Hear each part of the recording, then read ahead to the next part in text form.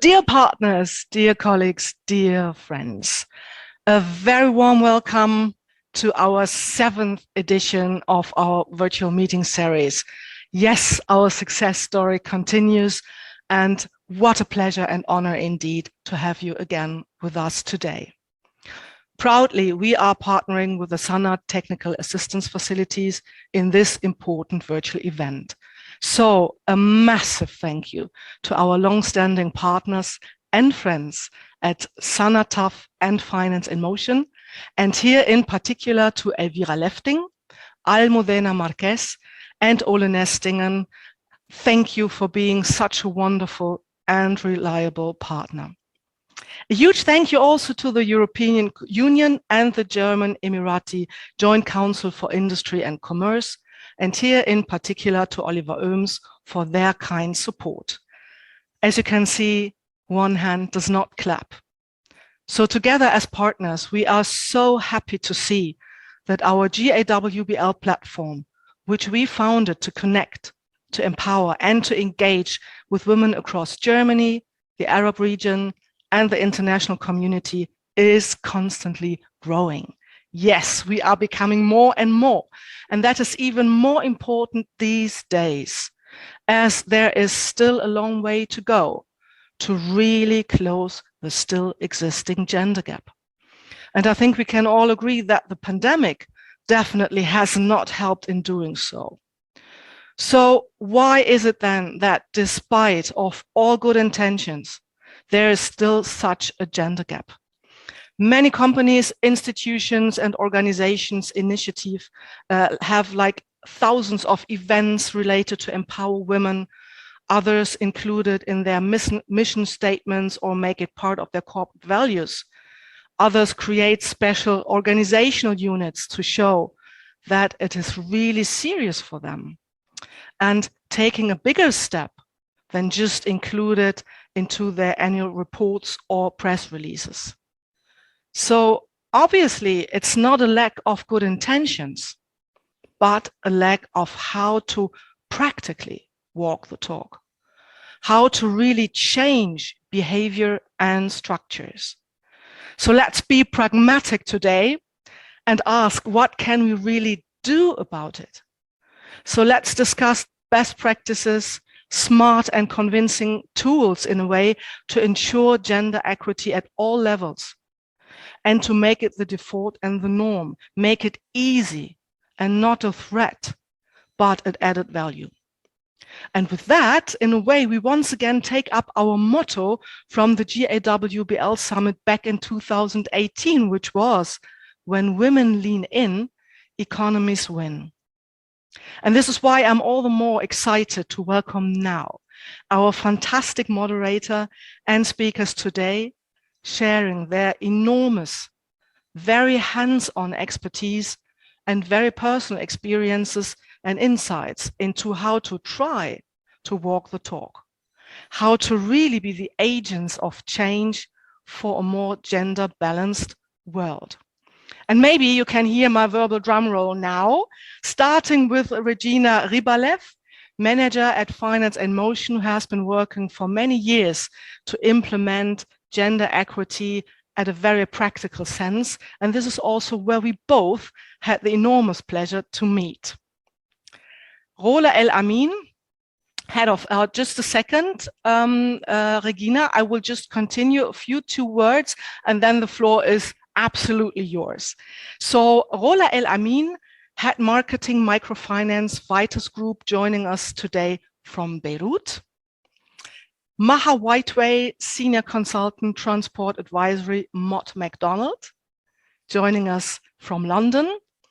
And engineer Ilham Zeadat, CEO, co-owner, founder of Bloom Dead Sea Gifts and Enterprises. I hope you are with us. Still, I can't see you, but I'm sure you will be joining later. And Ilham and I, we both know each other for a very long time, as she has been sponsoring our GAWBL Summit back then with her wonderful Dead Sea products, which I'm holding still the proof in my hands. And I can scent it, the smell, the wonderful scent, and still regretting that there is still not a virtual transfer of the scent. And Ilham, we have a surprise for the audience later today. Suspense, suspense. And we agreed beforehand that you will introduce yourself later on in more detail. And now our wonderful moderator, Sana Bardawil. We both know each other for such a long time, isn't it? As we are strongly linked by a wonderful partnership and friendship for almost a decade now. And I remember very well when we first met. It was at the annual meeting of the Arab International Women Forum, at that time held their annual meeting in Berlin, the AIWF, of which you are a long-standing board member and currently co-chair. And back then, in my capacity as member of the board of directors of the German Arab Chamber of Commerce and Industry, I had the enormous pleasure at that time to partner with you in this important event, dear Sana. And I still recall such good memories. And I also want to mention Haifa Al-Kailani. Haifa Al-Kailani, founder, back then chairwoman, and now president of the Arab International Women Forum, with whom we enjoy an extraordinary partnership and friendship all the years now. And if you allow me to add a few more sentences, Haifa truly is not only a pioneer, an utmost inspiring, I would say, grande dame and tireless mentor of women empowerment, but also a true role model, an iconic female leader having paved the way for many generations of global women leaders. And we at GAWBL are proud of this long-standing, highly valued partnership and friendship with the Arab International Women Forum.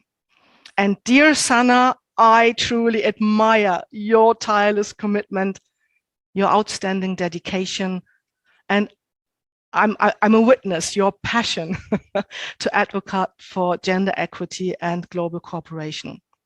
You are an experienced international corporate reputation and communication professional. You worked as a UK-based journalist for 10 years for broadcast organizations such as the European Business News, later Dow Jones and BBC, right? Covering mainly the business and energy sectors. You then worked for the European Commission in Beirut for a year as a communications advisor before returning to the UK and joining Shell, where you've worked for 17 years, based in different countries.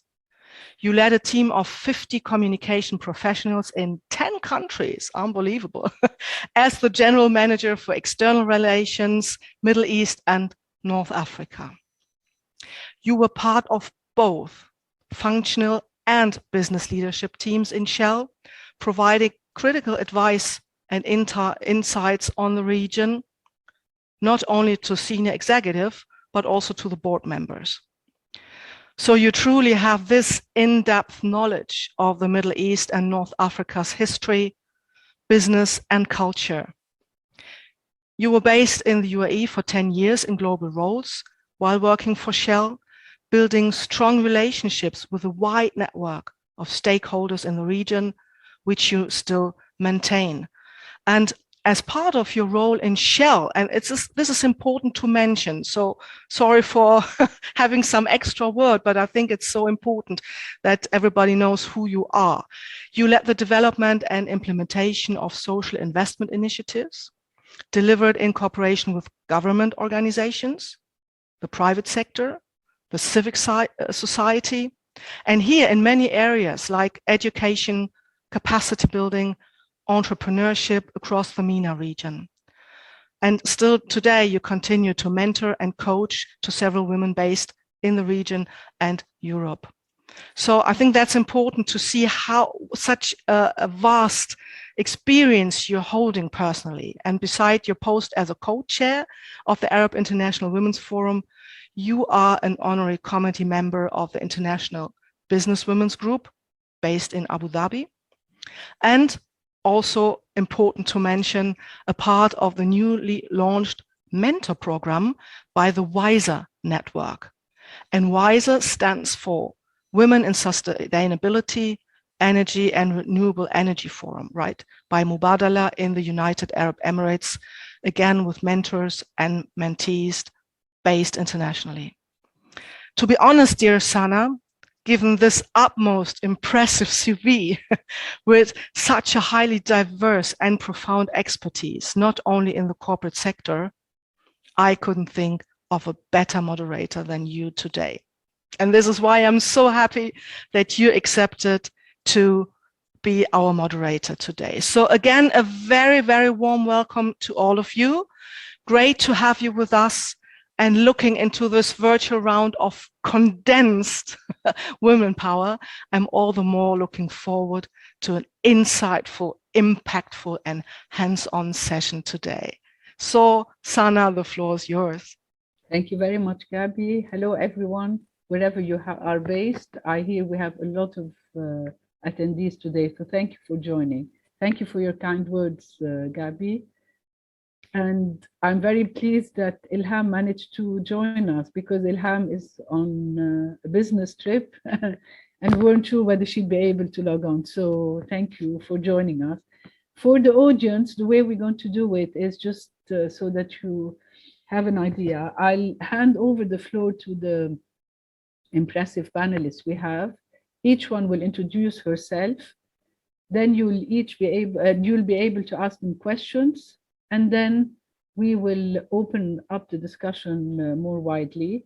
Throughout the session, we will run some polls, and we'd like you to join, please. It will be a good idea to understand how you feel about closing the gender gap. So on that note, I'll hand over to Ilham, if she can please introduce herself. Go ahead, Ilham. You're on mute.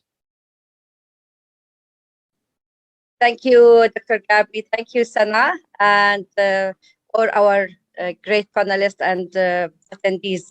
My pleasure, and I'm very proud to be here with this amazing group. And thanks to Dr. Gabi for supporting the woman everywhere. Okay, my name is Ilham. I'm a chemical engineer. I used to be having a graduation project about Dead Sea products, and I wanted to make it like something benefit everybody to get the great benefit of the Dead Sea minerals. Then by lots of effort, it's becoming a business, exporting to many countries. And I just want to say that the new thing is they choose me to be a professor of industry in teaching in last year actually, in the HTU, Al Hussein Technical University. I'm teaching leadership, entrepreneurship, boot camping, as well as soft skills 1 and 2. And this is a new experience. Besides supporting many women, like 1,300 women through the CSR story of my company. I will not speak too much, and I think there's a video, and that's, I don't want to say more, only the video will talk. Thank you so much. Since 1993, our project is specialized in manufacturing and supplying full range of Dead Sea products, customized for the health and beauty of the skin under our brand names Bloom Dead Sea Life and Bloom Royal Touch. It's never in our intentions to compete with global cosmetic brands, simply because we have two main targets. First, customer feed the great, fast and natural benefits. Second, we concentrate on the product quality that suits all skin types and needs for women and men. A leading voice to wellness and beauty from the unique Dead Sea. Keep satisfying our stakeholders and clients anytime, anywhere are our aims. My aim was not to go into the field of business, but to help as many people as possible to a natural yet medical alternative solution that benefits the skin at the same time. But with the time and more efforts, thanks God, and after hard work, this awareness project turned into a successful business that I'm proud of today. And we will inspire to more success with the testimony of our beloved customers. What makes Bloom special? Well-prepared formulas, pure scientific background, optimal percent of minerals, ideal for skin daily needs for women and men. Researches and clinical studies, statistics proof for benefits, less claims, more satisfaction, high quality, good manufacturing practice certified, best price, very special social contribution. Women support is our priority. Training whenever needed. Products registration at Europe, USA and Russia. Simple formulas, simple packing, relying mainly on the powers of Dead Sea minerals. With full range of Dead Sea products for retail, hotels, spas, and wide range of gifts under brand names Bloom Dead Sea Life and Bloom Royal Touch. Proud of thousands of feedback worldwide, because we always strive to excellence in everything at Bloom Dead Sea Life, and we care to hit milestones. We have established a special location for Bloom products at Queen Alia International Airport, which was announced as the first Dead Sea treatment corner available in the airport sector worldwide. Bloom Treatment Corner provides foot, hands, and facial treatments, advice, and consultation to all passengers who pass by. In addition to selling various Bloom Dead Sea Life high-quality products at the duty-free free markets at affordable prices. We export to 28 countries. According to the international trends toward online sales marketing, our campaigns are going to bloom all times and soon.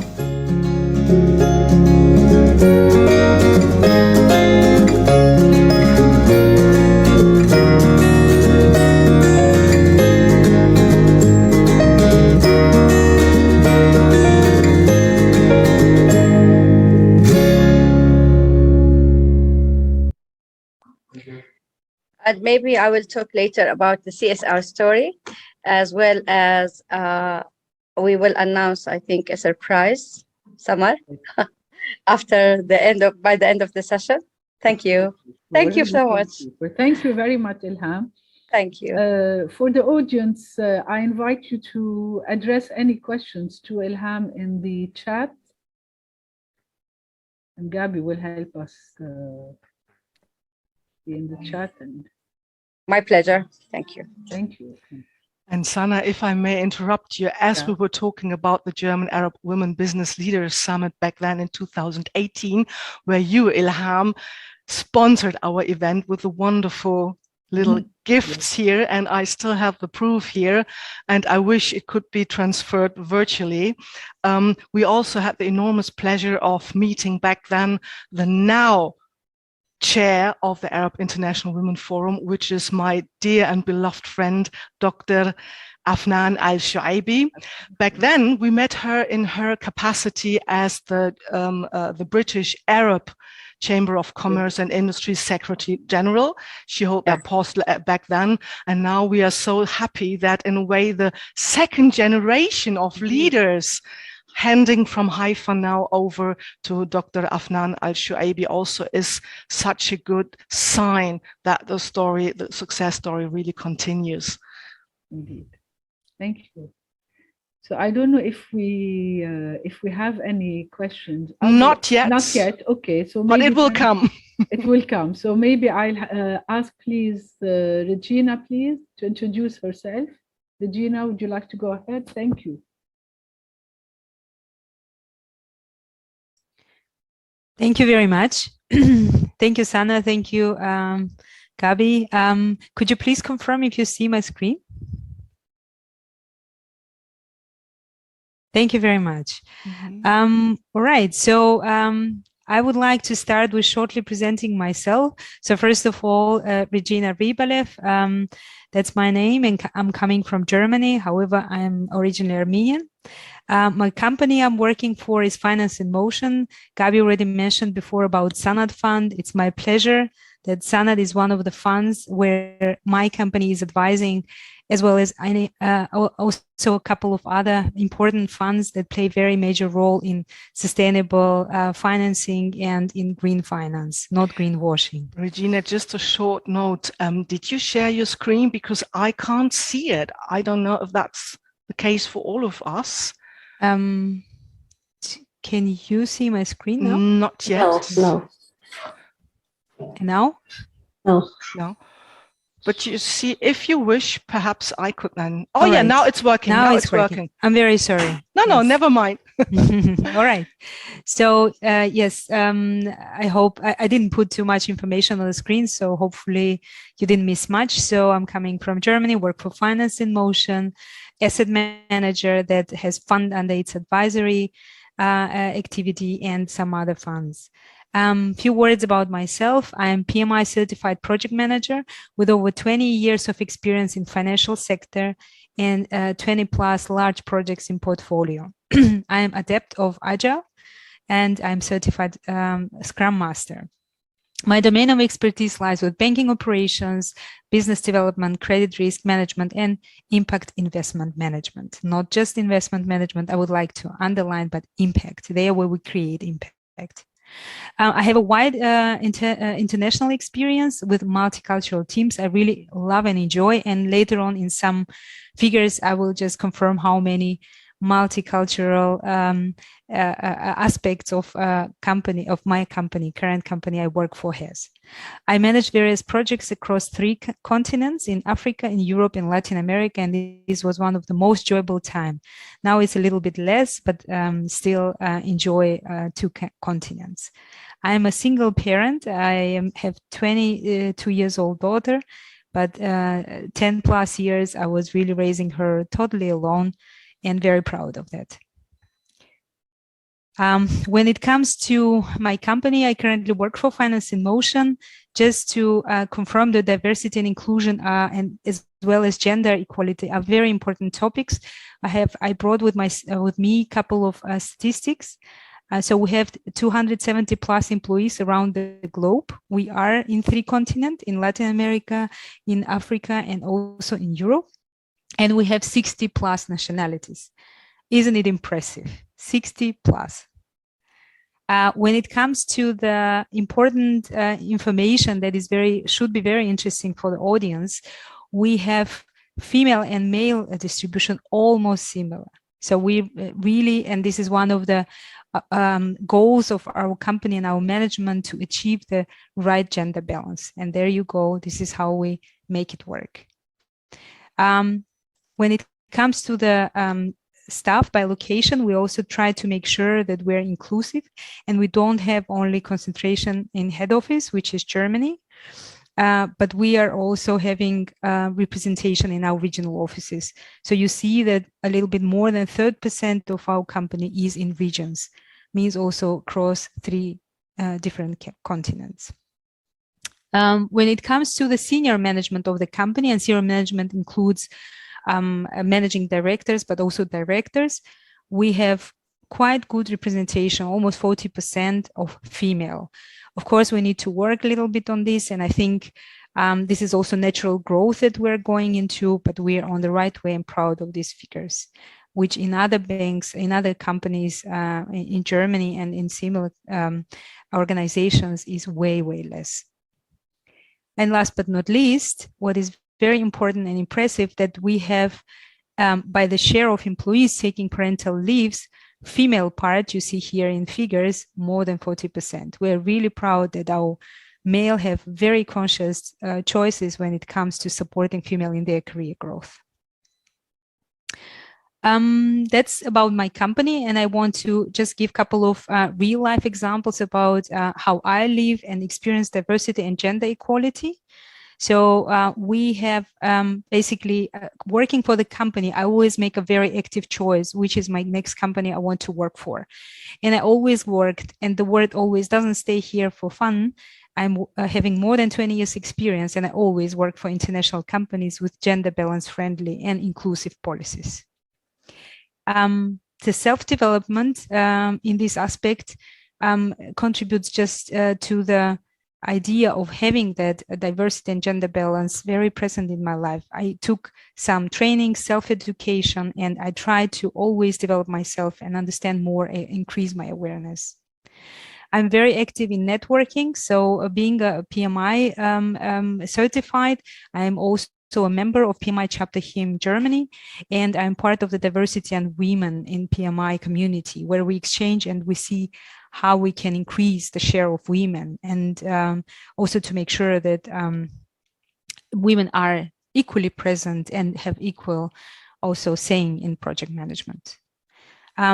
Last but not least, I also try to walk the talk. Obviously, I support whenever it's possible any sorts of activities where they contribute to the principles of mine for gender equality. And one of the good examples is this session. And thank you, Gabi, for this great opportunity to be part of this group. I really love doing it. And whenever there is a chance, I take part in this kind of sessions or working groups or any sorts of communities. When it comes to a couple of examples, obviously in my own experience, when I have quite some experience in hiring people, so obviously I apply these principles of gender equality, and I'm very conscious in my choices. In my experience, I also create project teams. Whenever I create project teams, I make sure that there is an equal balance of women and men. And raising daughters, I have one biological daughter, another one adopted. Obviously, I take care that they are very independent and they have the same stand with men in their life. Myself, just to also show how diversity is an important part of my life, I'm Armenian, born in Georgia, was living long time in Moldova, moved to Germany, and I'm very much embracing different cultures. So it is a very big part of mine. And last but not least, I want just to maybe bring to the discussion table of this wonderful session two messages that come from my life, from private and from my also professional part. So first message, before I tell it, I want just to tell a short story. It's about a long time ago when I was 22 years old. It was a long time that marriages were happening very early. So I was just married, and my grandmother comes and says, like in very southern way, oh my God, what I have seen, I better be blind. And I'm like, Grandma, what happened? And she's like, listen, your husband, he just cleaned his own shoes and he's cleaning your shoes. And I'm like, why? And so what's wrong with this? Oh my God, what are you saying? How did we educate you? He's not supposed to do that. It's your job, right? So this is a small story that tells you that it is very important how we educate our daughters, but also how we educate our sons. So therefore, message for the discussion today, number one, that I have from my previous life. So we can't solve the problem today, because it's something that you cannot fix very quickly, but we can work for the future and pay attention on how we raise our daughter and how we raise our sons. And message number two that I want to bring, it's a short experience also from my life. I was in this once in this interview. It was very successful. So obviously the company I was trying to get into was very happy with me, with my experience, and they appreciated a lot of the CV and the answers to the questions. And at the end, we came to this spicy topic, salary expectations. I'm really bad at that, I must say, but nevertheless, answering to that question, I had to kind of I try to build a story and say, okay, you know, I have this experience and judging by this and taking this into account and then at the end I come up with I think that I deserve, you know, to receive so much, thinking that I'm really professional because I gave all the arguments, and then here is the price, or let's say that the salary I expect. And then there came a very interesting answer saying, oh, typical woman. I was so mad at the guy who was interviewing me. I was like, come on, if we were not in interview now, you were not my future potential employer, I would have really told you something. But then I kept quiet, of course, and interview ended well. And he said, obviously, we can pay you this, no worries. And then afterwards, I just gave myself a thought, and I was like, listen, this guy was interviewing so many people in his life. And if he says that this is like every woman does it. So then I was like, okay, there must be something wrong about not only me, it's not about me, but it's about how men, and the guy who was interviewing me was a man, that how men perceive us and how we women present ourselves. And I'm sure that you've seen or you heard this imposter syndrome that is very often associated with women. And that for message number 2 for these discussions is, for today's discussion is, let's be a bit self-critical and see what is in our circle of influence and what we can change in ourselves, we women, and our habits, our attitudes, so that the gender equality that we are talking about is also being actively solved by us. Thank you very much. If you have any questions, happy to pick. Thank you very much, Regina. I have a question. Did you take the job after that interview? No, but obviously not his comment was the reason. It was all fine, but there were several offers and I took another one. Any questions? No. Okay, so we move to our second panelist, Rula Al-Amin. Rula, do you want to go ahead, please? All right. Hi, everyone. Thank you, Gabi, and thank you, Sana, for the introduction. So my name is Rula Al-Amin. I'm Lebanese and based in Beirut. I studied marketing and advertising and branding in college, and I joined multinational advertising agencies. And I worked on several accounts, including financial clients like banks. And then I moved to the client side, what we call, and I worked with a bank as the marketing manager of the bank in Dubai. So I have experience in Lebanon, in UAE, and in Qatar, as well as in Jordan and Syria. So I'm more in the Arab region, and I have a lot of understanding of the cultural nuances of this part of the world. And 10 years back, I joined Vitas Group, the microfinance program of GAWBL Communities, which is a bigger company based in the US. So Vitas is the microfinance arm for GAWBL Communities. I actually joined looking at the, the black and white newspapers that were there 10 years back. So it was this small ad in the newspaper that I applied for. And ever since, I have this passion for microfinance because you really see the progress. Although I worked in a bank earlier, but working with a microfinance institution has its human aspect to it. And you actually live the improvement of the clients. So microfinance, for those who are not very much familiar with, is supporting entrepreneurs, business owners in improving their businesses and thus their living standards. Vitas is is operating in Lebanon, Palestine, Jordan, Iraq, Egypt. And we support both male and female entrepreneurs to improve their existing businesses or startups who are interested in opening a new business. So this is the concept that started by Muhammad Yunus in the 70s in Bangladesh. The approach of a microfinance institution to lending is different than a bank. It's a personal approach. So there is a team of field officers, loan officers, we call them, who would actually visit in person each and every client and do a certain assessment of the business and the needs of the business. So we do advice on what the business might need in terms of improvement. And there are almost no guarantees. So this segment is unbankable mostly. They are people who are not eligible for a bank loan. They cannot maybe submit a salary certificate or even a registration of their business. So it could be informal business from home as well. So I believe that microfinance covers really a good gap in the market and offers financing to people who are really in need of it.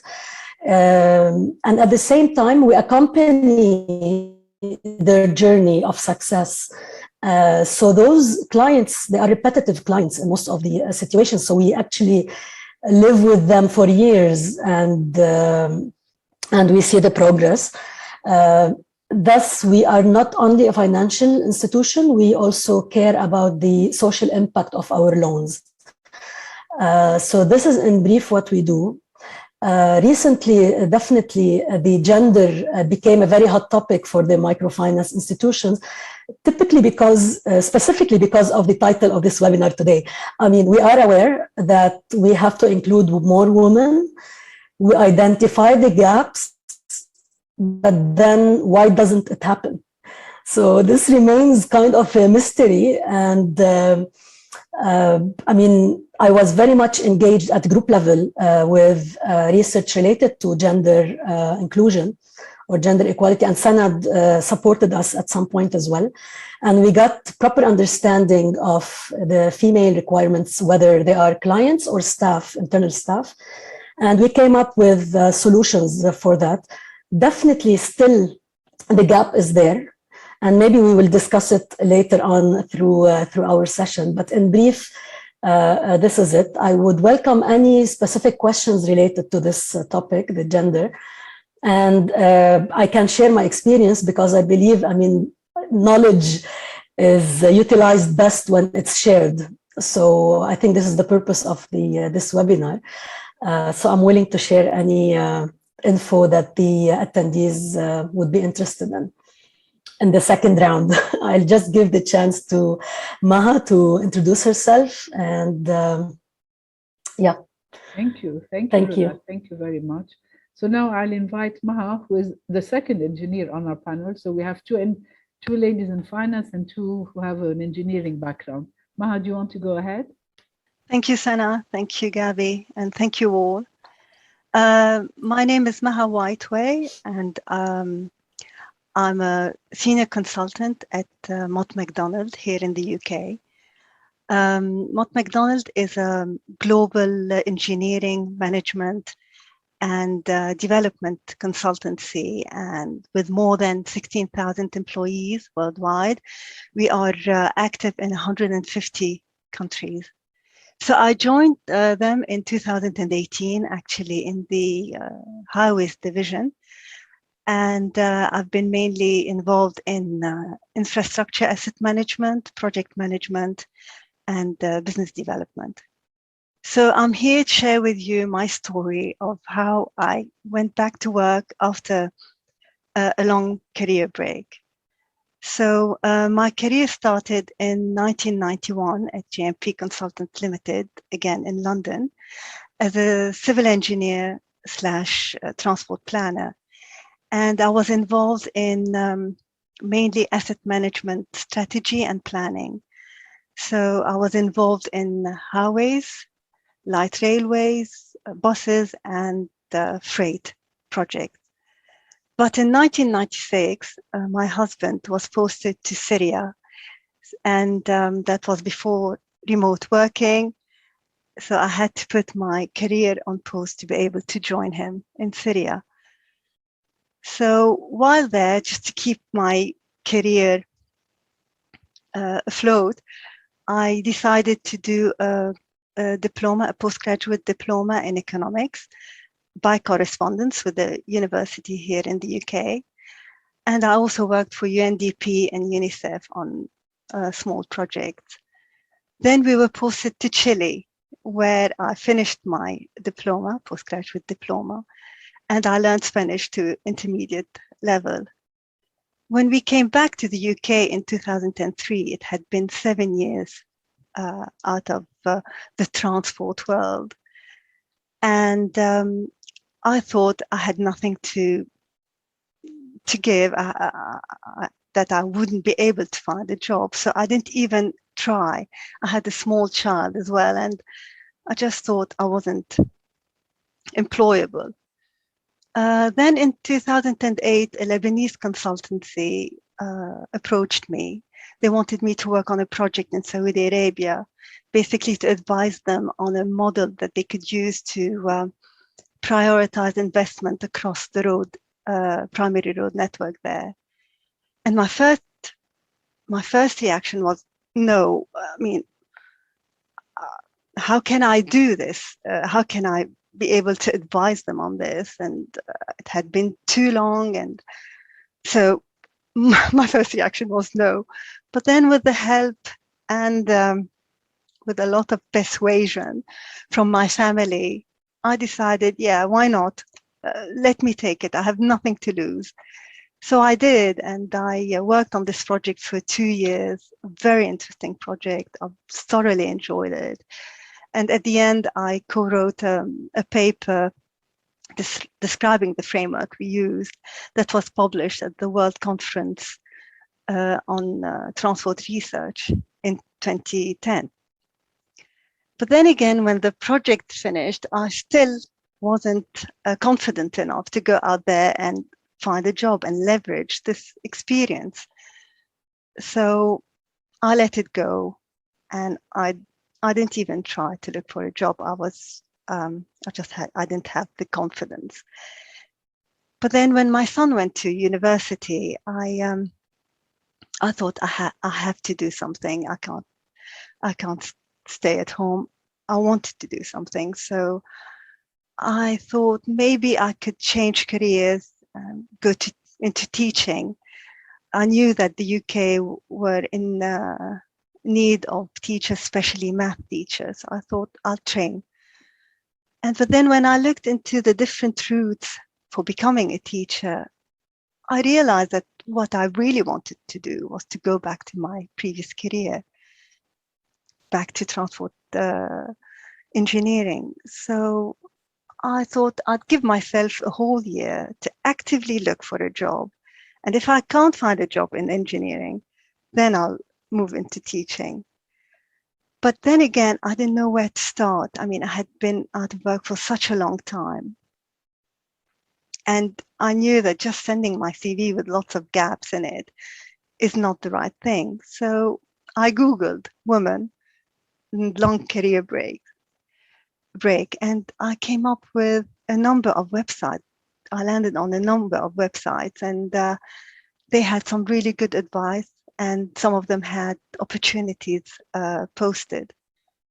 And then one caught my eye, which was Mott Mcdonald, and I knew that they were very, very big in transportation. So I clicked on it, and in fact, it was about a program for women and men who have had a long career break to move back into work, and it was in the highways division.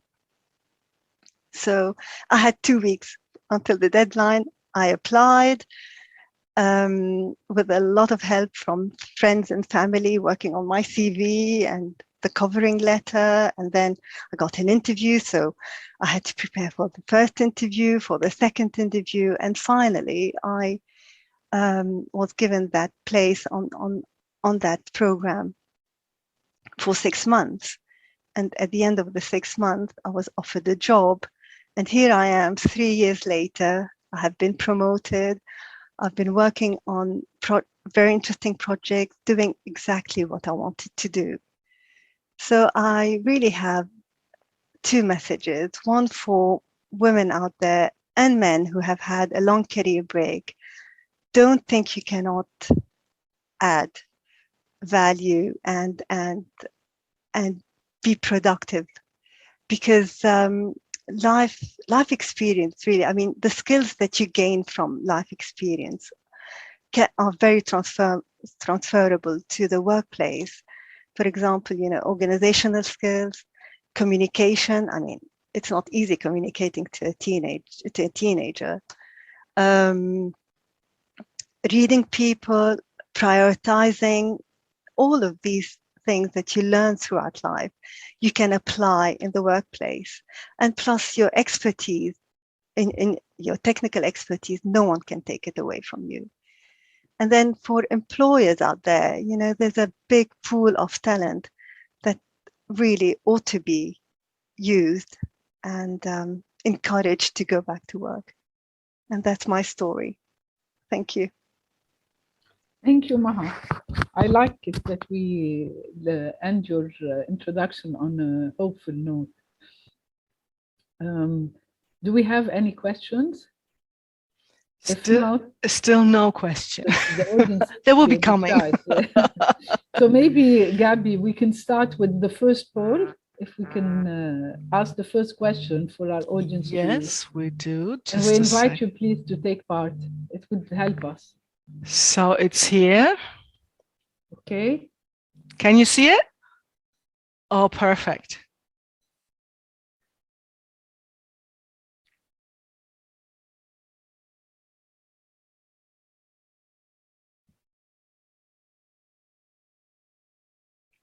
So answers are still coming in.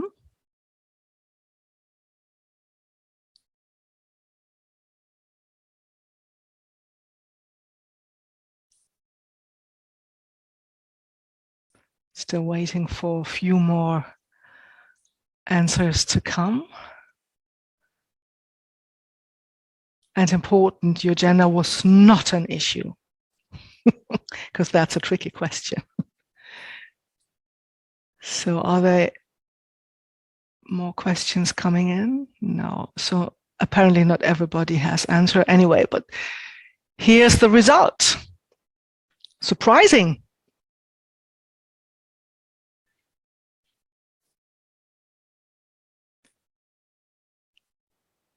Sana, so the majority thought it was not an issue. So that's quite reassuring, actually. Yeah. So maybe if we go back to Ilham, so Ilham, maybe you can share. So the purpose also of the session, as we all said, is that it's first-hand experiences to share, but also to help people with them. Ilham, so you built your own company, set it up. I know you had quite a few challenges doing that, but can you maybe share with us what you've done now that you've set up your own company to ensure there is no gender gap in your company? Okay, thank you, Sana. Can I, before I start from, as always I say, from the event, the heart of the event, I want to say something today. I was very affected when I visited the Expo 2020 Women Pavilion. You cannot believe what I saw there. It's very rich history. I will tell you about one of the walls that I like a lot. Before I go, if you allow me, before I go talking about this, I will show you the Expo 2020 from my window here. This is the Expo in Dubai. Mm-hmm. If you can see, can you see that that place?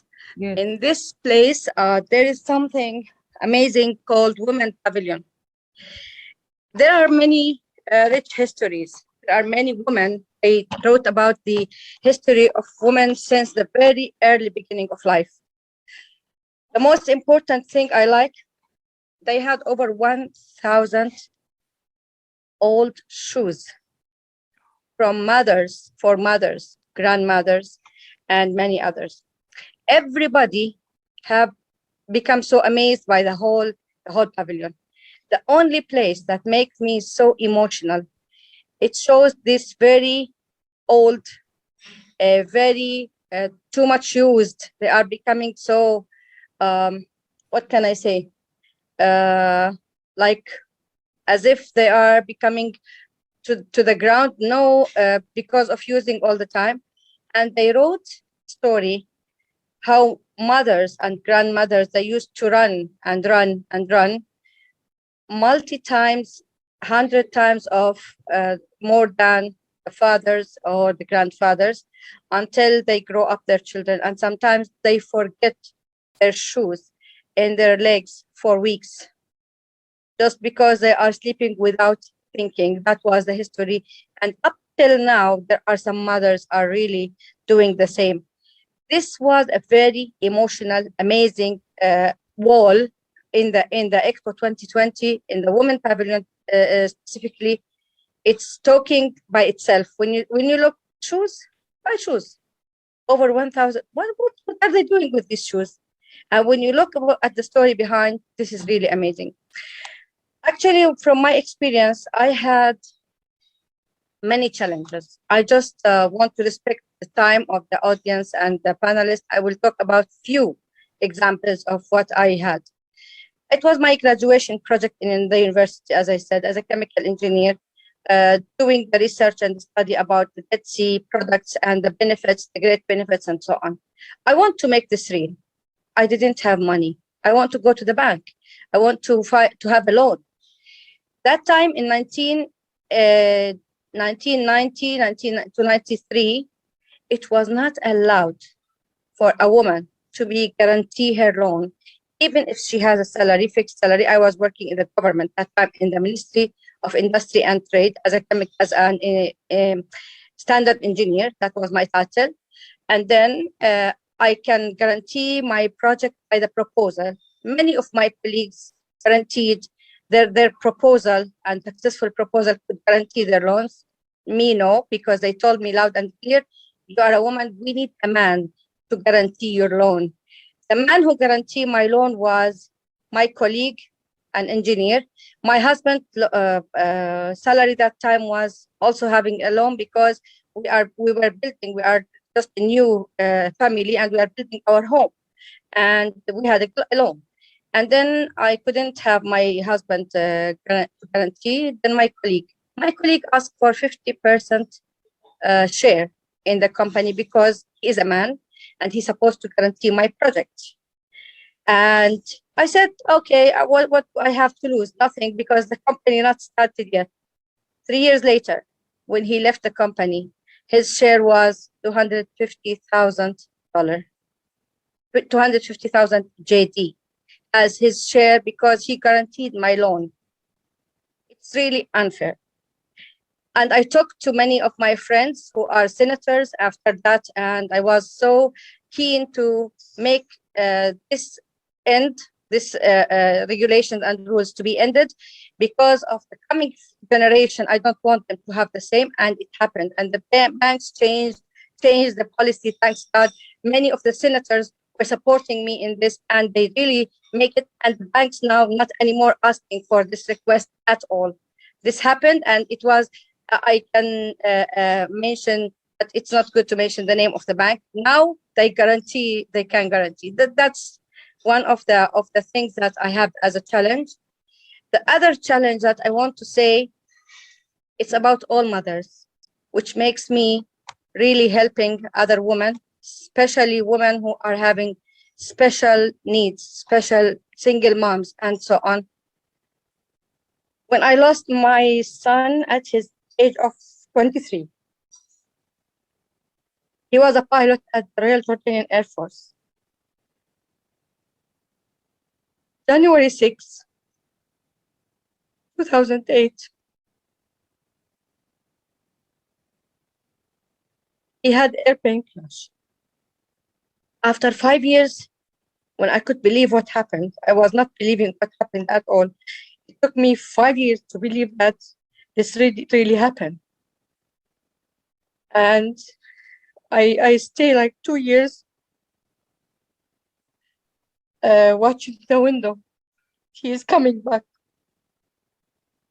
After I wake up, that I know there is something happened, I must realize that I made a charity association in his name. In this charity association, my aim is only to support startup women who I don't want them to go through the too many challenges that I had. And I took all my efforts, all my connections with people to connect these women, over 1,300 women, to the decision makers, and they had their firms legally registered. They work properly in a very good way, because I don't want them to reach another challenge I already failed in. After I gave one of the companies the rights to be my sole distributor of my product, and they copied my products, and they had the power to let the judge make the decision that it's not similar to my product, while the Ministry of Industry and Trade, they said it's really copying, and it's meant to be, because he is my sole distributor, and they saw the agreement, and they said he meant to do this, and he has to get this product out. Then he go to the court. The judge was his friend, and he said, no, it's not similar. I heard it in my ears in one of the very important industrial associations. He said, okay, what she can do? She's just a woman. That's بالعربي, he said, in Arabic, he said, كلها شكفة مرة. That's how exactly the words were. And this, for the first day, only one day, it took me back. And next day I said, no, he will not let me back.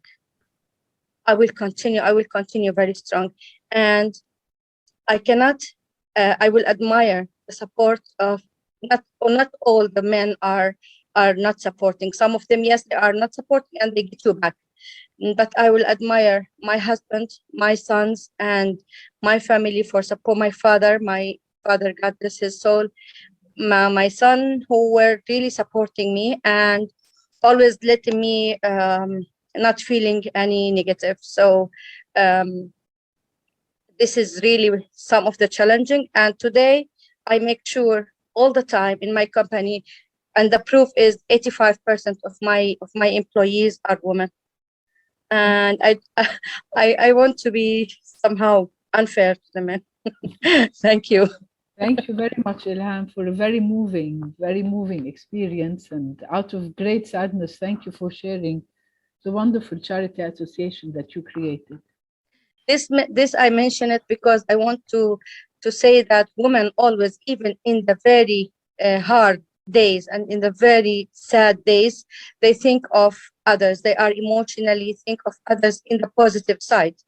Even regardless of the pain that I had, I decided to do what my son used to like and to support the woman. This is what I meant to say, that women always, by their emotion, they are really making great multitasking jobs. Thank you very much, Ilham. Just to let you know that I posted the name of the charity association, also your website, and we've got, as you can all see, very moving responses, like truly a wonderful woman who can challenge the world. Respect. Yeah. Thank you. Very moving story. Thank you. Love you all. Thank you, Ilham. So and Sana, I mean, as Ilham has not so much time as you have to rush yes. for the conference, how can we twist this very moving and touching into the surprise we have, Ilham? As we still have one, right? Don't we? Yeah, of course. Yes, as you said, Dr. Gabi, I have to move now to a speech in the Expo 2020. It's about Russian-Arab business cooperation. And a surprise is respecting the German Arab women, businesswomen leaders in the name of this name. That's GAWBL. I would write it in the chat. GAWBL, which is what stands for the German Arab Women Business Leaders, 2022. This is going to be the you just posted. Oh, okay, total, no problem. Without any spaces. If anybody like to enter bloom.com.ro, www.bloom.com.ro, and to try our very high quality product, then they can get 50% off and shipping free if using this code until the end of April of this year. Okay, so this is my surprise for today. Thank you. Thank you so much, Ilham. Thank you, Dr. Gabi. I really appreciate all what you are doing, and thank you, great panelists. Thank you, Dr. Gabi. Thank you, Sana. If you allow me, I must join the other conference now. Thank you for joining us. Thank you so much, Ilham. Bless you. Thank you very much. Bye. God bless you all, and good luck for everybody. Thank you. Thank you.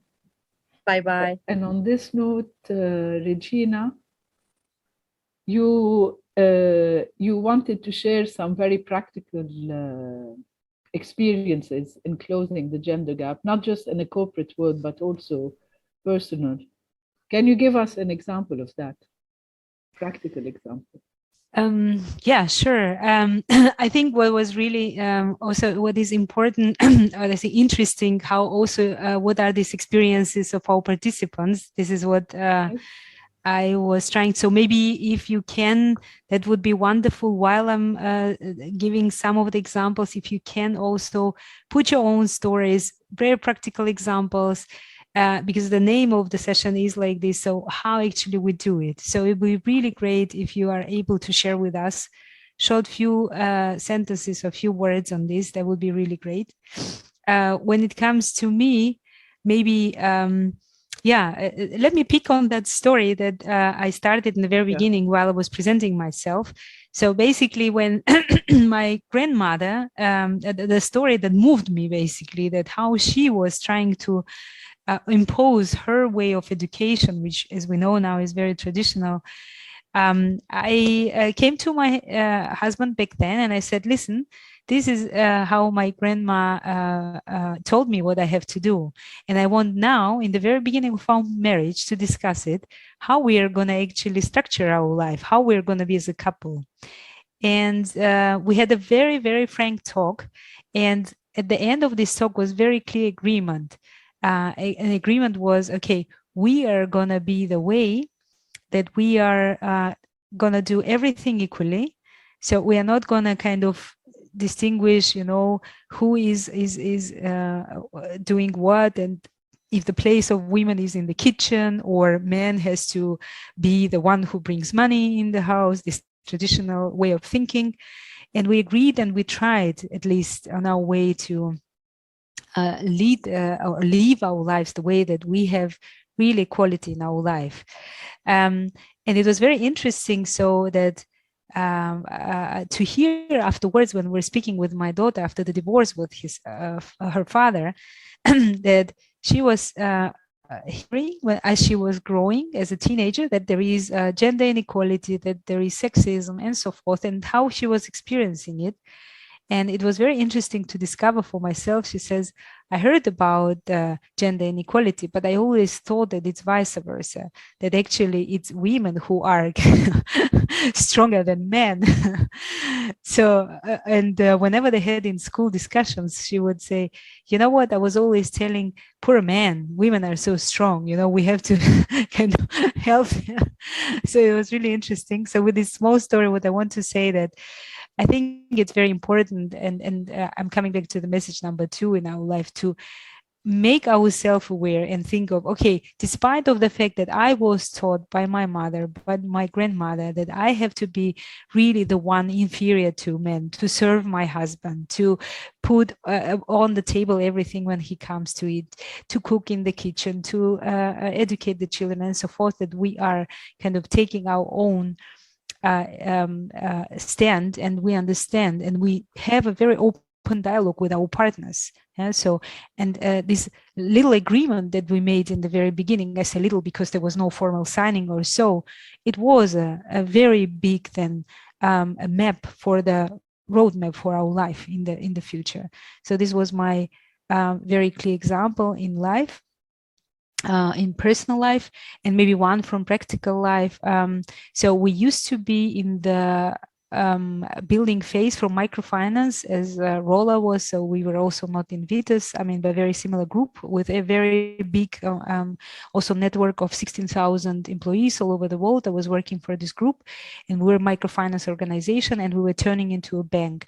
And in this turning to a bank was a very aggressive and very it required a lot of effort, hiring a lot, increasing the staff, training a lot, and so forth. So we had to grow very aggressively in 1 year just to get the license and get things on places with policies, procedures, acceptance of national bank, and so forth and so forth.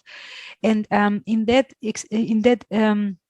experience, so we made this let's say we became a bit too commercial, I would say, in our thinking and the way, and young women who would come, and we would look, okay, even directly would ask this question, okay, do you have a plans to have a baby? And if she would say yes, we'll say, okay, we exclude her as a candidate, right? So this was really ridiculous experience which also become part of mine, because this is how management was structured. And then after 1 or 2 years, we're like, wait a second, what are we doing?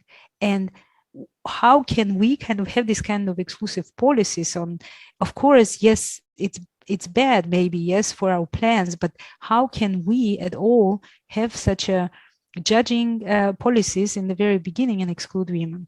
And this was my professional experience, that we very actively make the HR policy more inclusive, and they say no matter if that's a young woman, and yes, maybe if she just married and per plan she would be 1-2 years going maternity leave, nevertheless we want to actively judge her by her experience, by her will to come to the company and contribute. And so therefore we changed the policies, and I'm happy to invite everyone doing that and thinking again whether your HR policies are too strict maybe and looking too commercial and too business plan oriented. It's never late to change it, and it's just encouraging, and we have to give equal chances to everyone.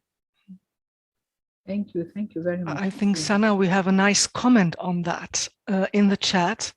As the eldest of 3 girls, my diplomat father never made us feel we were girls. And so when we were started working, none of us felt the barrier and went on to compete on merit. The barrier only appears when we are at the very top of hierarchy. So building your own business was an early decision to show that we can. So this is one comment.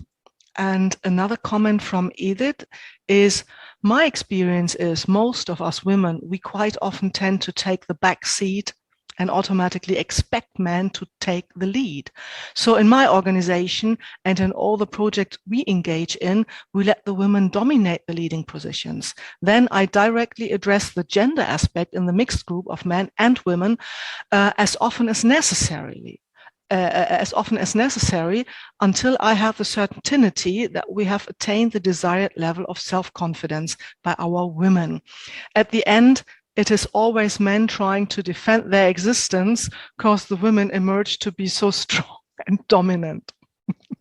Thank you for your comments, and please go on, share your thoughts with us. I'd like to invite, if we have men in the audience, to share their perspective and their views about them, if they have daughters, sisters as well. Or I remember when I was appointed to a senior level, I had one male in my team who was older than I was.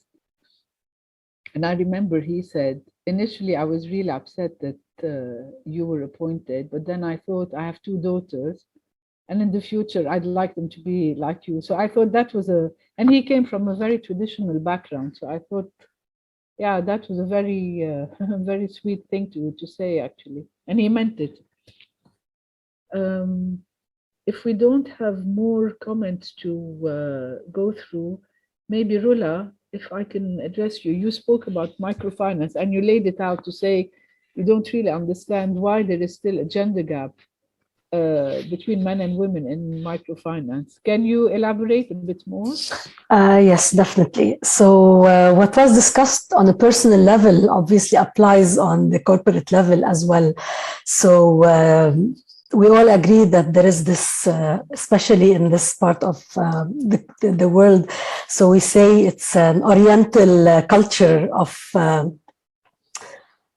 thinking that men are more compatible for a job than women. So in our experience, there are 2 aspects to it. The clients as women. So in Vita's group, almost the entrepreneurs who are supported are almost 70% men and 30% women. And that's we are trying to at least reach in a way or another to 50-50 balance in acquiring more women clients. And when we did a research to understand why, the cultural thing came, definitely. So there are many things to learn. Unfortunately, in those countries I mentioned, the husbands or the fathers or the brothers, they would prevent their daughters or wives or sisters from taking a loan. So imagine this is the least of their rights that they can do, and it is and has nothing to do with the male relative, whoever he is. She's doing her own business at home or opening her own shop, small shop, and still they would control her will to take a loan. And we found out that most of the women who has taken a loan, they have taken it to give it to their husbands or brothers. And this is a real fact. I mean, and the finding from a research that I was personally involved in. And this is, it came as a shock, honestly. It's a very much culture dominated by men. And they actually prevent them from taking a loan. And those who took a loan for themselves would ask for confidentiality, saying, please do not tell my husband or brother or father that I am taking. So this is mainly a big problem that we have faced. Another cultural problem is that women in certain communities, they are not allowed to interact with men. So if the sales team, which we call the field officers, who would go to sell the loan or to check on the business and offer a loan for improvement, they are not allowed to speak to the woman. So yes, I'm talking rural areas in Iraq, not Jordan, Palestine, even in Lebanon, actually. So this is also another finding that we came across.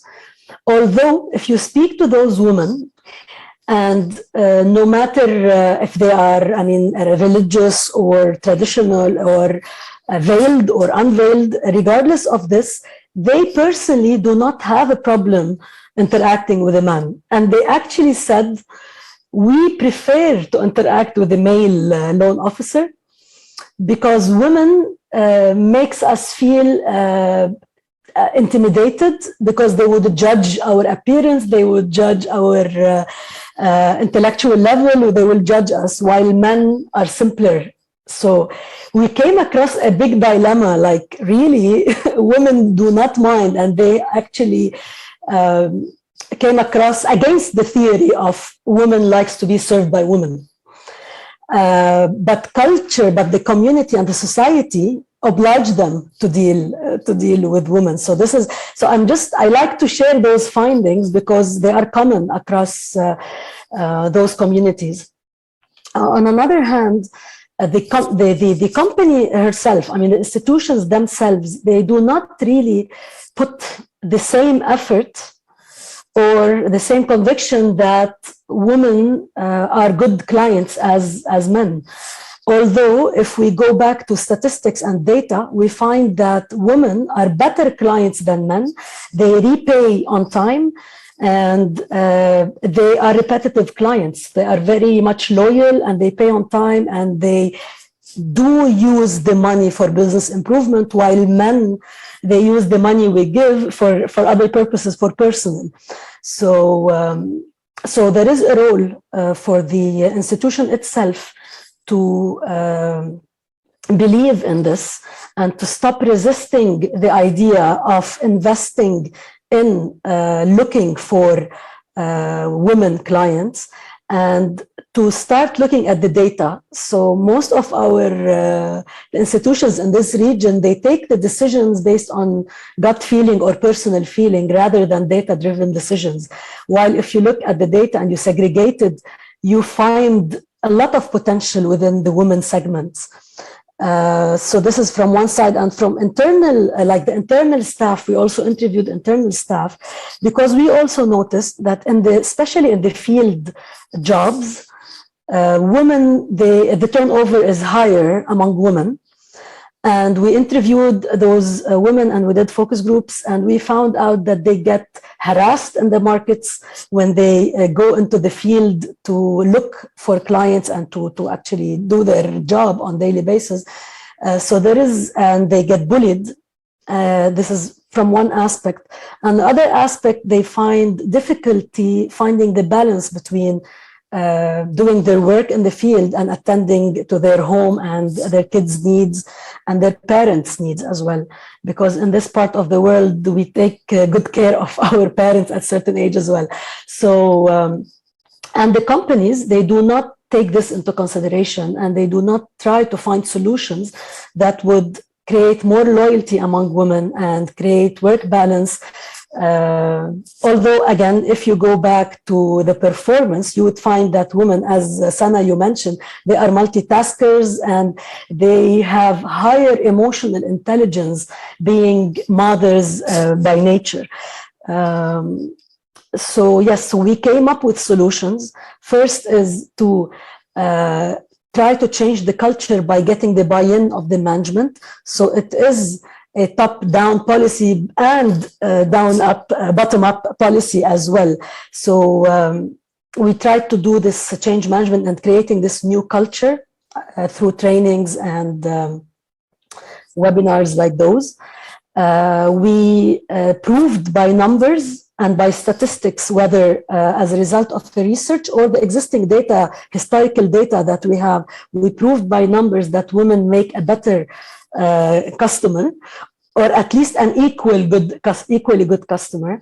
And we helped in creating, in giving the tools on how to find those women, because, you would get back answers from the field team and they would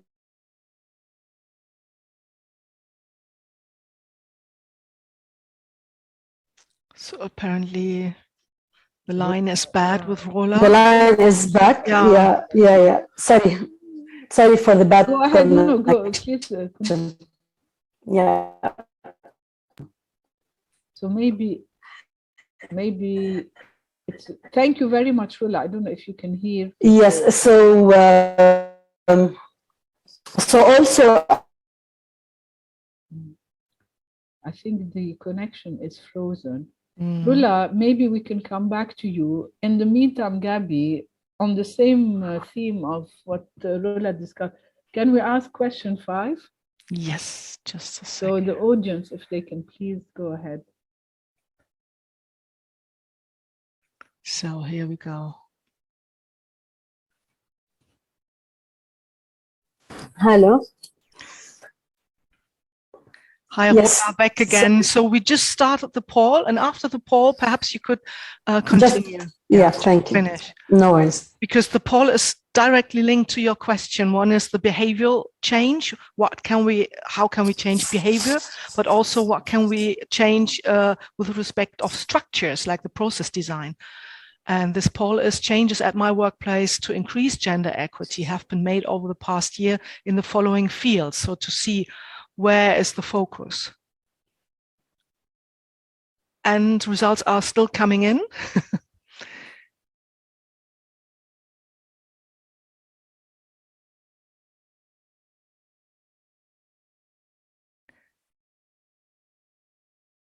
So just wait a few more seconds, because that's interesting to see where's the focus, more on behavior or structures or both, because at the end of the day, both is needed, right? So let's, apparently no more answers coming in. So let's just then have a look at this. Oh yeah. Does that surprise you in a way, or does it match with your experiences? I think behavior is always the most difficult to change. Yeah. So not surprising it has the highest percentage. Rola, sorry, we were interrupted by the connection. Yeah, I'm sorry. No, I was saying that, yes, definitely behavioral change is the most challenging thing to change in an institution. And it takes a lot of time. It doesn't happen so quickly because it needs a lot of education.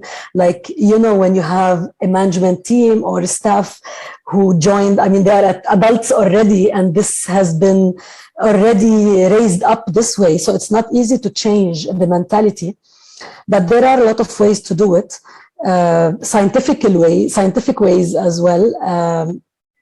So yes, so basically we came up with few solutions based on this in-depth research that was done on clients and staff.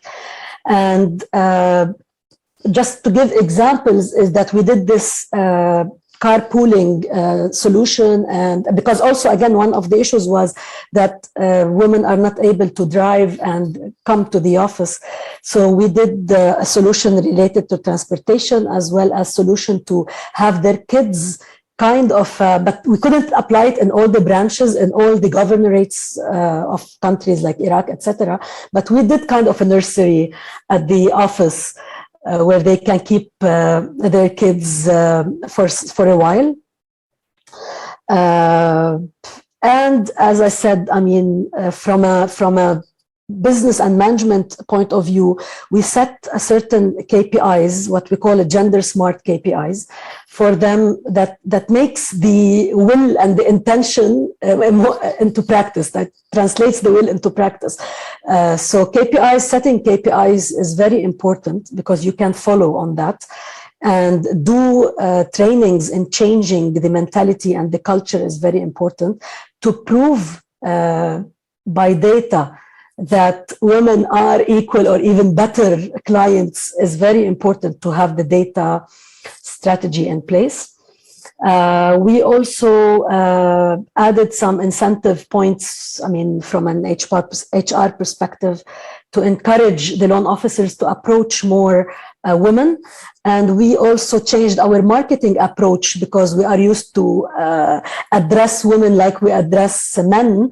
And actually we exclude women in our marketing communication. So we also worked on the marketing campaigns toward women as well, and product design that would cater to the needs of women, because you cannot just throw one product in the market and sell it to everyone.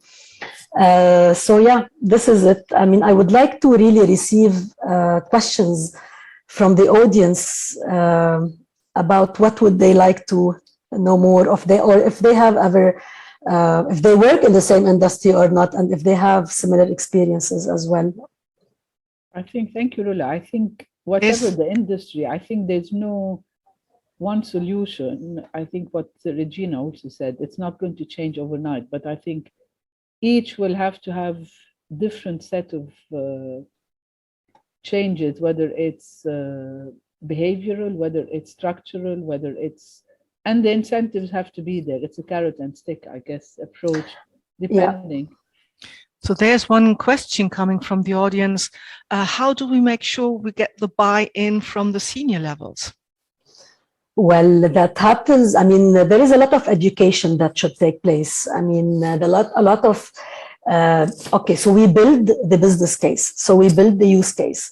We prepare the use case, showing, for example, I mean, if we want to go into a practical example, so we would show that our client base is divided into 80% male, 20% female, while the market research shows that the demand and the market share of businesses, I mean, there is a lot of, it is much more than that. So that means there is a gap in servicing those women. So numbers at the beginning, they serve. Case studies, like successful case studies from around the world, always work well in convincing the management and showing them real life example of a success story of a certain company on how they adopted certain strategies or tools and attracted women. So because they are human by the end of the day and they get jealous, they want to achieve the same success. We have this also in our culture. So when you actually demonstrate a successful model, that will encourage them. When you do a lot of trainings at all levels, like the loan officers, field staff level and the management senior management level. Also, this is one way to guarantee the buy-in. And unfortunately, sometimes you actually have to put it in their performance and their targets for the year to achieve a certain, but definitely whenever we have a request from the management, we have to also give them some tools. So we also develop certain marketing tools and sales tools that would help them reach out for more women. So yes, research is very, very important, and proving the case is very important. Absolutely. It's to showcase. I think we have both Regina and Maha who have their hands up, would like to add something. Regina, do you want to say something before we then move to Maha? Yes, my pleasure. Answering to the question, it's easy to say, as Rola said, than to do. Of course, get more women in senior management, and the deal done. I'm speaking, of course, from the very comfort zone, because we have 3 managing directors, and out of 3, 2 are women, which is wonderful, and you feel it at all levels. However, I can understand that this is a luxury situation. Not everywhere is the same. And my personal experience is, first of all, of course, all awareness, the structural changes, HR that has to be very much aware, and policies have to work. But building starts with middle management. So by building a successful middle management where the share of women is more, then slowly it goes up. And of course, being active in that field, creating networking. I've been in a couple of sessions with my fellow project management women in diversity and women inclusion communities. And what we discussed, and it's super strongly everywhere with every example that was shared with us. I don't know if same experience is here. I'm very happy to hear that. Mentoring is very important, that we women, we mentor others, though, especially those who are successful, especially those who have very good history and maybe also went through the very difficult times and then made it. Yeah. So share that experience, inspire, bring more in. And by building now in every of our companies, strong middle management level, then you very easily also reach that way to the senior level. That would be my, let's say. Thank you, Regina. Role modeling is key as well as mentoring. Maha, you had a comment as well. Yes, I just wanted to add to this, actually, on mentoring. In my company, we have what we call reverse mentoring, where a more junior member of staff will mentor a more senior member. So this way, especially, and there'll be like either a man and a woman, or from different ethnic background, and this is just to help senior management see what it is like and what are the challenges for the more junior staff. And I think just to change behavior of senior management to accept more women, I guess this is a good example of a practical way of changing behavior.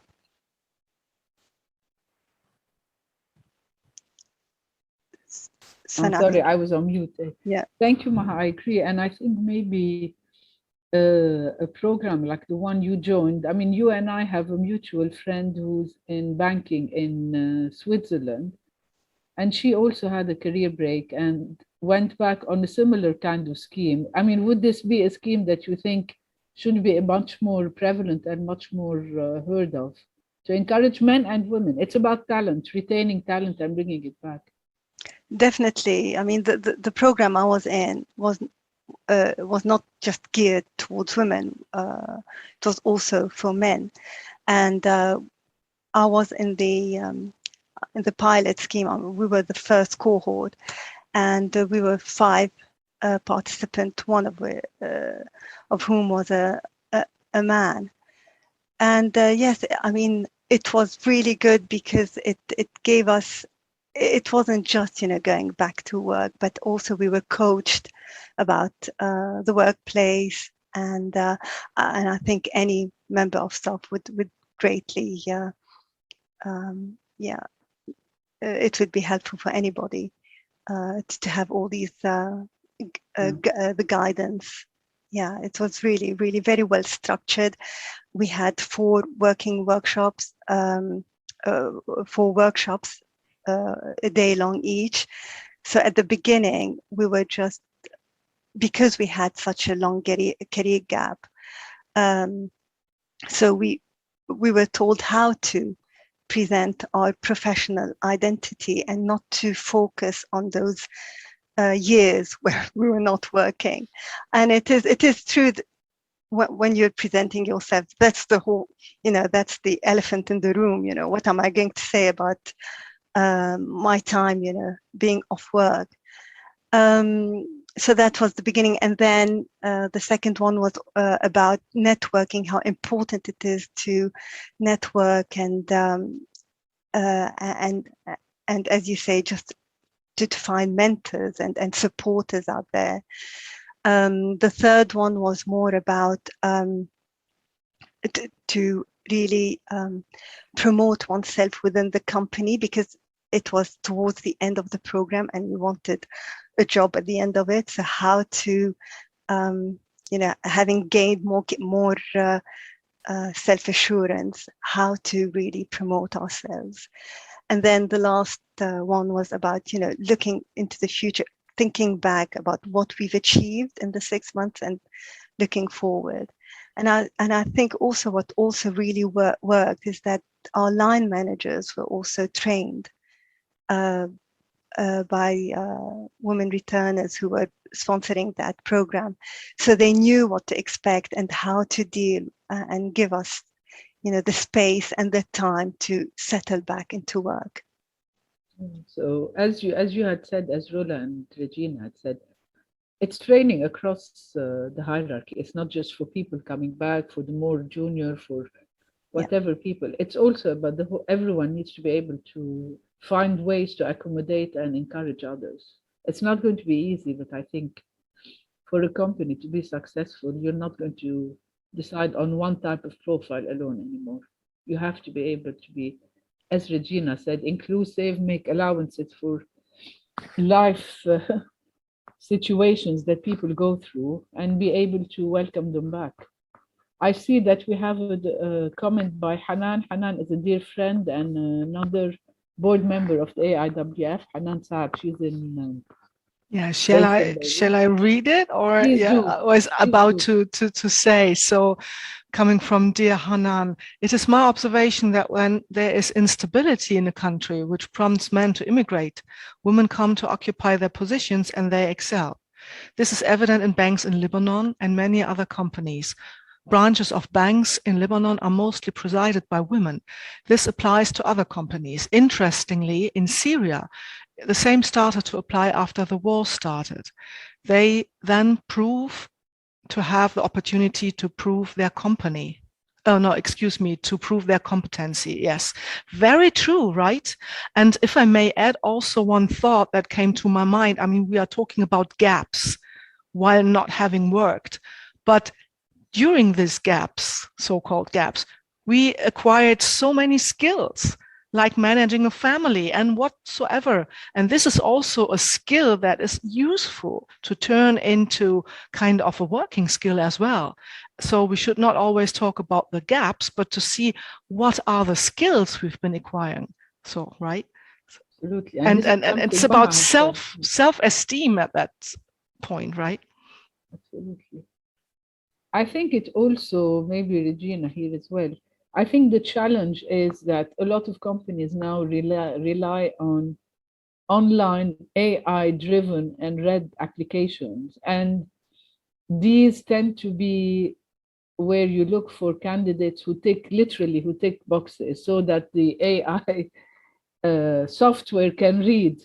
And I think if companies really want to go beyond and find that talent, they really have to invest a bit more in terms of how do you approach, what is it that you're looking for, and also how do you conduct interviews? Because as Maha said, it is the elephant in the room. If they look at your CV and said, okay, what have you done in all this gap of year? It's not, then you're not going to lead to selecting people with potential who are going to help you. And I think unless HR also processes catch up, it's going to be difficult to balance this. What do you think, Regina? Yeah, I absolutely agree. And it is a lot about, I think, around message two that I try to bring to the discussion, that it's a lot about ourselves. We have to think about what we as women have to change in our behavior, in our attitude, in the programming that is being put in us. Yeah, since we were small girls, since we're in the school and so forth, the society telling us, shaping us, what we can still say, okay, it is in my power of influence. It's not somebody telling me how I should do things or how I should be, how much confident I have to be, but I have to be aware how I want to put myself out of there, how I want to be in front of myself, looking into that mirror. And reflecting to what also has been said before, there is this I learned myself just recently, I must say, just last year, this imposter syndrome. So apparently there is a name for this, for that. I knew always that women are more kind of taking things serious, and where men could say, yes, I take it, women will think 10 times, am I really fitting? Can I really do it? Do I really? That Maha, there's this wonderful story that she said, right? So she was feeling so intimidated and she was not feeling confident on going back, and she was doubting herself so much. So I knew that this is something, I mean, is very common for women, but I didn't know that there is a name for it. And it's really this imposter syndrome, which is being now very hot discussions around it, and making aware of everyone that it's there, and that it takes us, you know, certain first of all, to understand, to accept that this is the fact, and then working on this, obviously on ourselves, on how what we can do in order to say that we stop feeling ourselves inferior. Yeah, so we can be on the same foot, but it comes a lot from us, not from external factors. So really want to it changed my mind in a way already a long time ago, but I think since last knowledge a lot, and I really invite everyone to really give things and self-reflect on this. Thank you, Regina. I think Maha had a comment. Maha? Yes, I just wanted to add that to encourage women to apply to post, you know, it's also the way you write the job description, the way you write the advert. And that's also really important, and the language you use and all that. So yeah, I just wanted to add. Yeah, there is a certain jargon, you're right.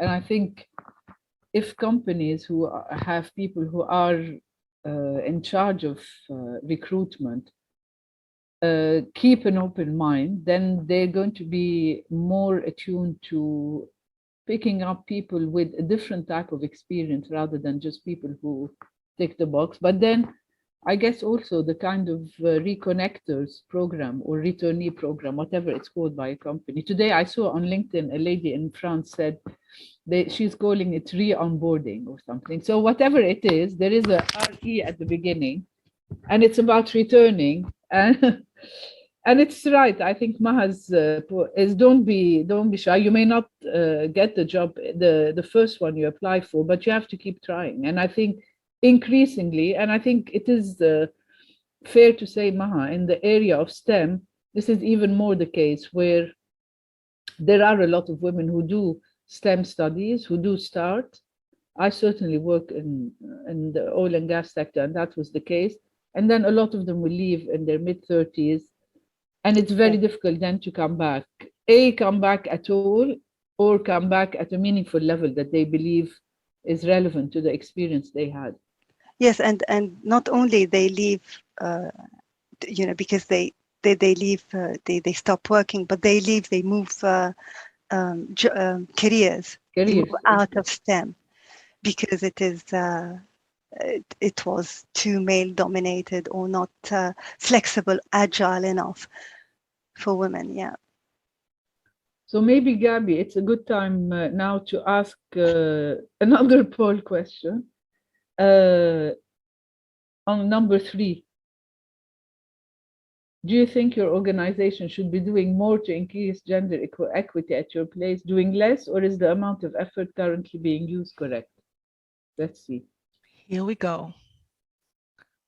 Is it on screen? Yes.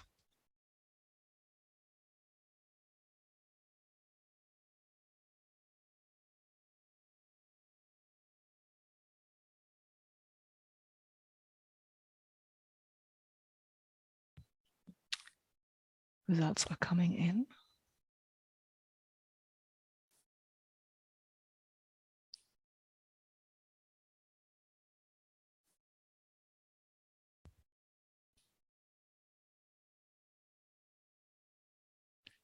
So still waiting for a few more answers to come in.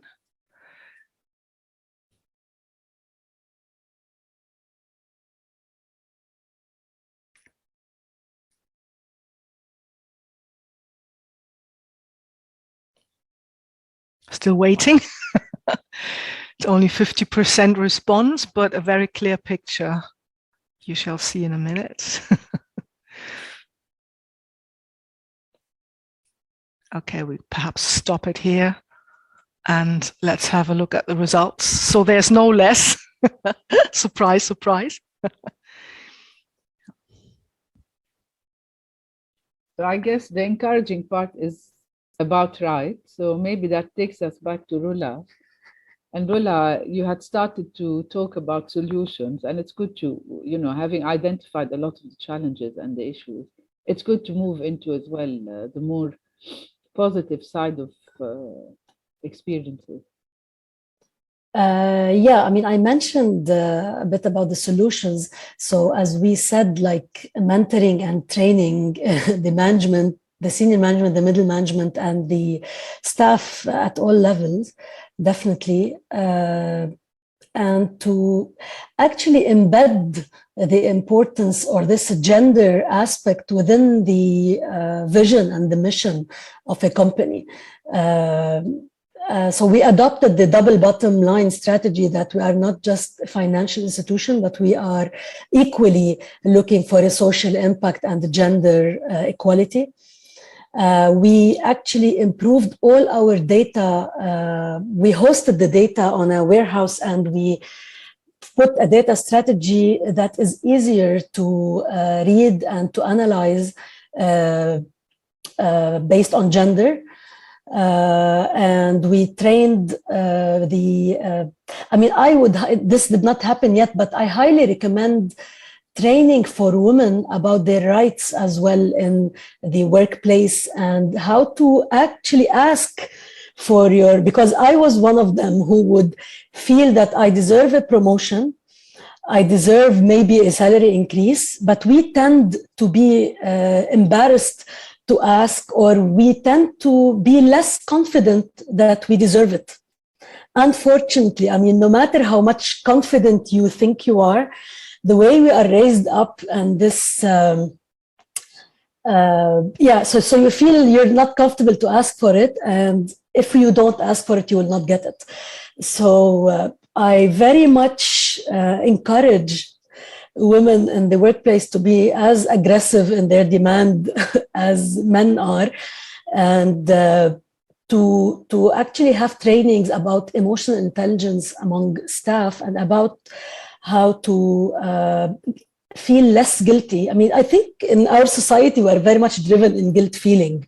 And this as well, I mean, if a mother at work, she wants to leave, let's say, or she wants to apply for it, we would count till 100 before we go and apply for it, because we feel that we will be, I mean, we feel guilty towards this action and maybe would affect our performance, etc., while it's not the case. So a lot of education should happen for women at workplace to get their rights.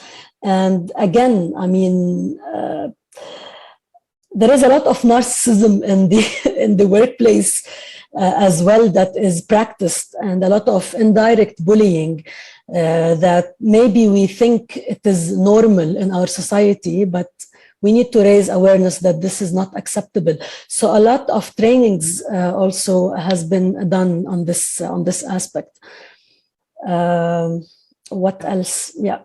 No, I agree, and I think it's that. I think also some companies can lead the way because they can also influence laws in countries. And even though, if you look at laws in the Middle East, all of them do have protection for women. It's about how you apply them. Yeah. So I think role modeling is key, but also it is a numbers game, and I absolutely. And I say chapeau to the Gulf countries. I was based, as Gabi said, in the UAE for 10 years when I was with Shell in different countries. And by the end of my 10 years, two of the ladies I had known who were locals, were both appointed CEOs in their different fields.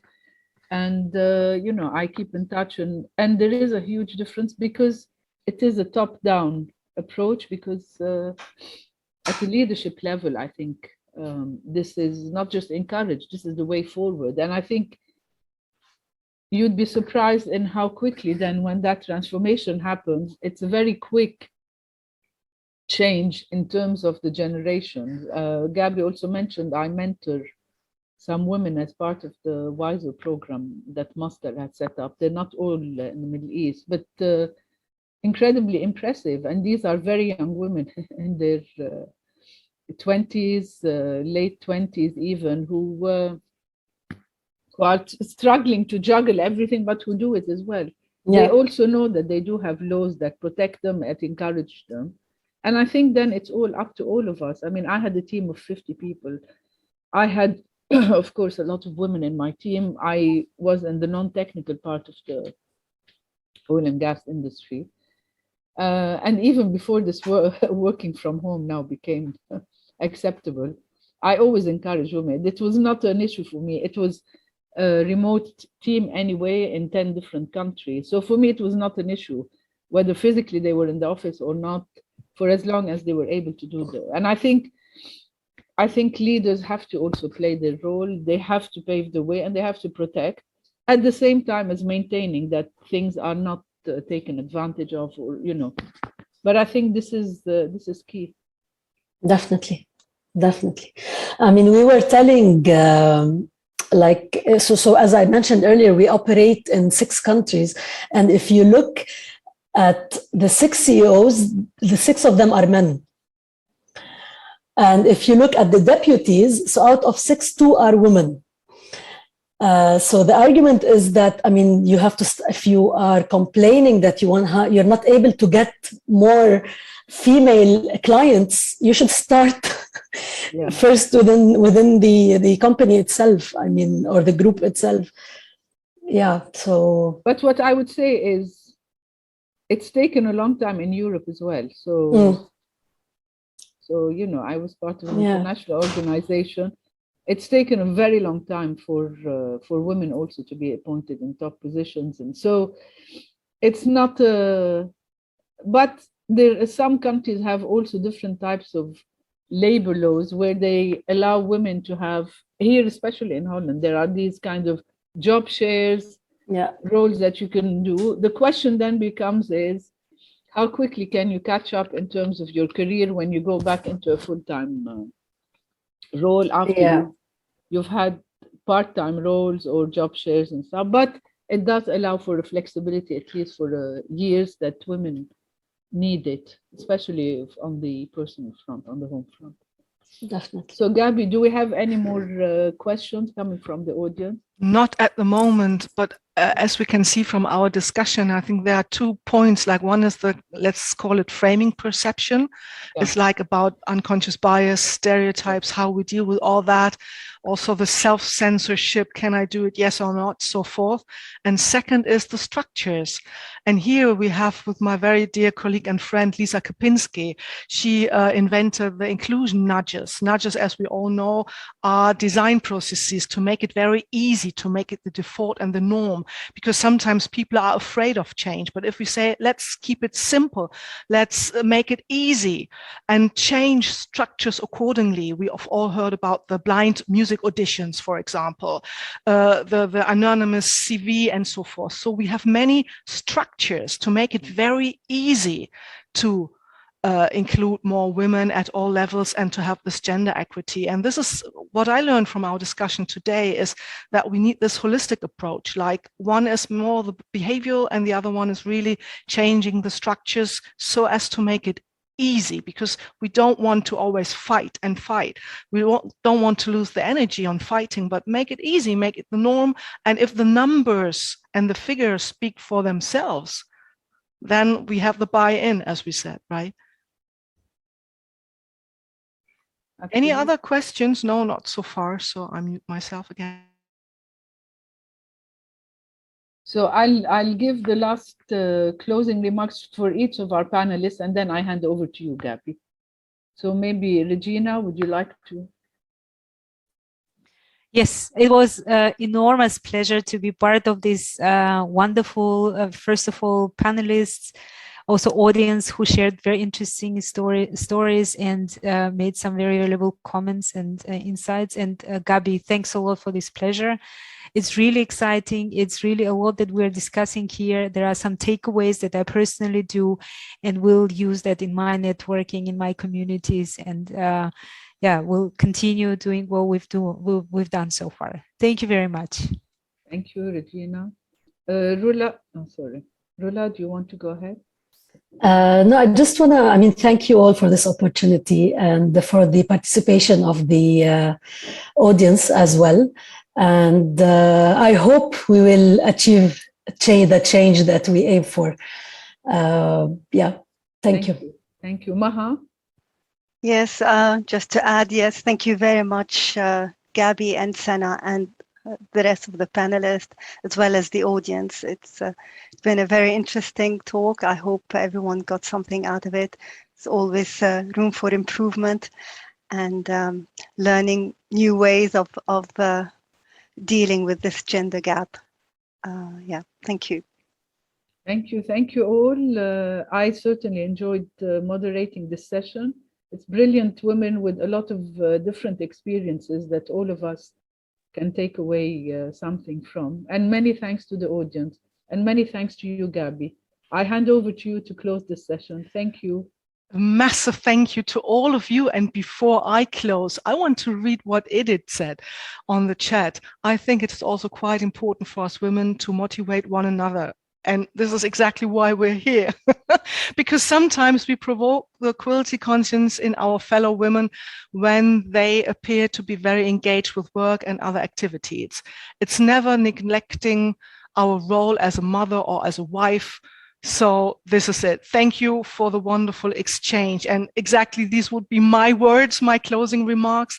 A massive thank you to this outstanding and for me very touching session, because that was really special that you opened up so personally. Maha, you were describing also your very personal insight, as well as all of you did. And so we are truly indebted to all of you. Sana, for this utmost fantastic, inspiring, inspirational, motivational moderation. Thank you. So many words I want to use. And it was really insightful, impactful, and I thought it was very tangible also. Hopefully many takeaways. And again, this is a kickoff. Let's never stop. Let's continue connecting, encouraging and empowering ourselves, each others, and that would be my pledge. Thank you so much. What is next on GAWBL agenda? We are excited to announce our next impact stories on February 16th, where we will be meeting with Sarah Hessel, again from Finance in Motion, our wonderful partner, and Yasmina El Hosseini, Head of Strategic Planning and the Export Development Bank in Egypt, and Stephanie Patrick, also sharing their very inspiring stories and huge expertise on how to, again, practically set up financial structures for women. So we are expecting, again, great speakers, wonderful women and men. And again, Sana, thank you so much for your moderation. Regina, Rola, Maha, and Ilham, thank you for your wonderful time and for being with us and supporting our idea of creating this platform to go further and to make this difference. It starts with all of us, with me, with you. It's only together that we can change it and that we can be the changes, the age changes we want to be. So a huge thank you. Have a lovely day. Stay safe, stay well, and hopefully meet you next time, February 16th, here, same time, same spirit, and same place. Thank you. Thank you. Thank you. Thank you very, very and much. bye-bye. Thank you. Bye. Thank you. Bye-bye.